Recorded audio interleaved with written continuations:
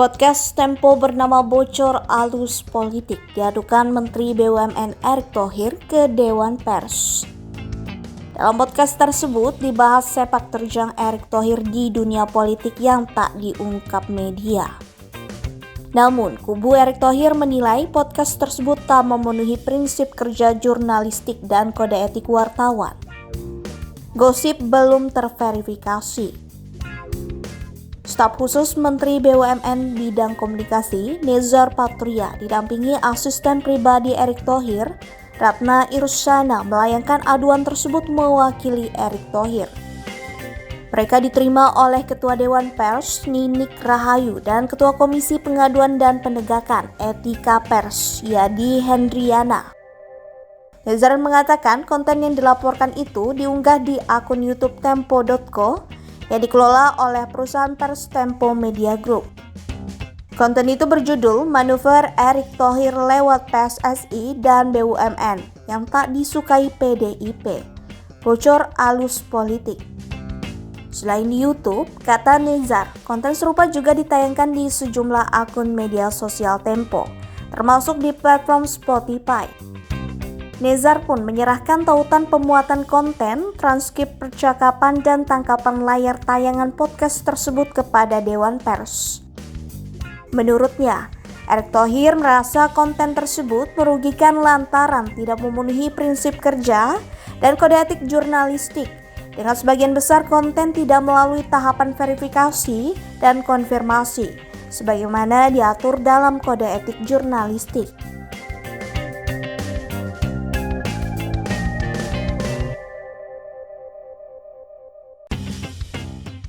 Nezar menyampaikan konten berdurasi 37 menit itu berisikan percakapan 3 orang wartawan Tempo.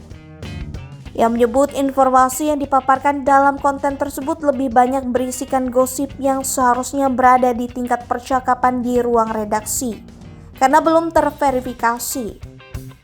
Namun, konten itu justru ditayangkan untuk konsumsi publik.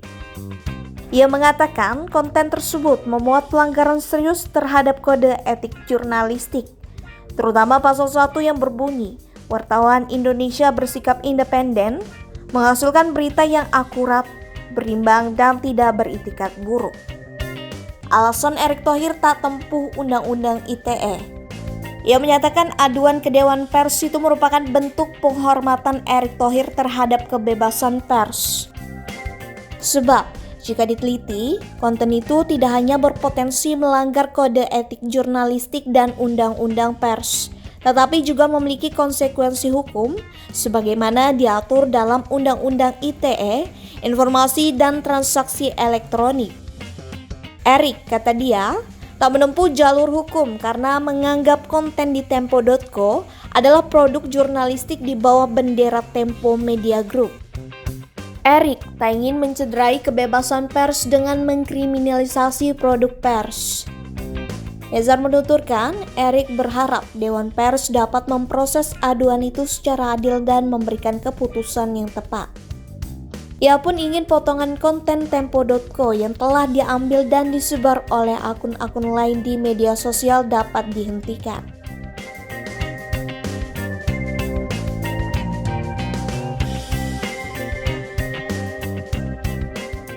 Tempo berupaya konfirmasi, tapi pemimpin redaksi majalah Tempo, Setri Yasra, mengatakan tim podcast Bocor Alus Politik telah meminta tanggapan Erick Thohir serta sejumlah nama lain yang disebut sebagai bentuk keberimbangan cover both sides.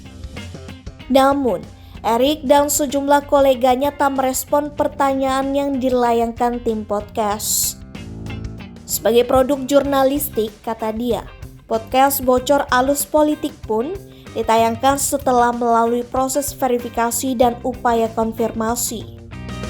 Karena itu, menurutnya, Bocor Alus Politik tetap sesuai kode etik wartawan.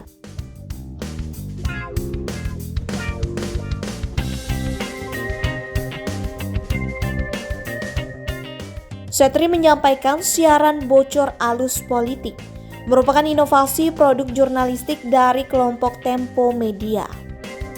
Tujuannya adalah menyebarluaskan informasi yang telah diverifikasi untuk kepentingan publik.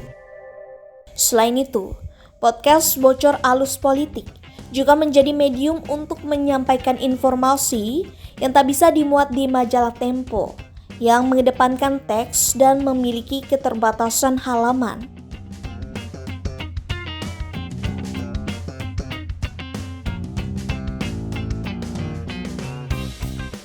Menurut Setri, podcast Bocor Alus merupakan perluasan dari isi majalah Tempo. Sejumlah informasi yang disampaikan di podcast tersebut pun telah dimuat atau akan ditulis di majalah Tempo yang terbit setiap pekan. Tempo hargai Erick Thohir. Namun, Setri menghargai pengaduan oleh Erick Thohir atas materi podcast Bocor Alus Politik berjudul Pengerahan BUMN untuk kampanye Erick Thohir yang dilayangkan pada Minggu 9 Juli 2023. Ia juga mengapresiasi Erick Thohir yang menempuh jalur penyelesaian sengketa pemberitaan melalui Dewan Pers alih-alih melapor ke kepolisian. Ia menilai penyelesaian di Dewan Pers merupakan cara yang tepat dan elegan untuk menyelesaikan masalah pemberitaan di media massa sesuai Undang-Undang Pers. Sementara itu, Redaktur Pelaksana Tempo Stefanus Pramono mengatakan, informasi yang disampaikan di program Bocor Alus Politik bukan gosip atau desas-desus. Sebab semua informasi yang disampaikan telah diverifikasi dan dibenarkan oleh sejumlah narasumber.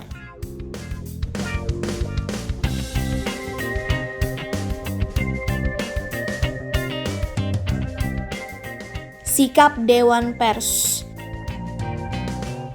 Ketua Dewan Pers Ninik Rahayu mengapresiasi Erick Thohir yang melaporkan keberatannya atas konten media massa kepada Dewan Pers. Ninik mengatakan pihaknya akan mempelajari pengaduan tersebut dan akan segera mengundang pihak Tempo untuk diminta keterangannya. Ia memastikan Dewan Pers akan memutuskan setiap sengketa pers secara adil. Ia pun menyatakan pihaknya tidak akan melibatkan anggota Dewan Pers Arif Zulkifli yang merupakan CEO Tempo Media Group. Sementara itu, Ketua Komisi Pengaduan dan Penegakan Etika Pers, Yadi Hendriana sepakat jika sebuah produk jurnalistik harus melalui tahapan verifikasi dan konfirmasi terlebih dahulu.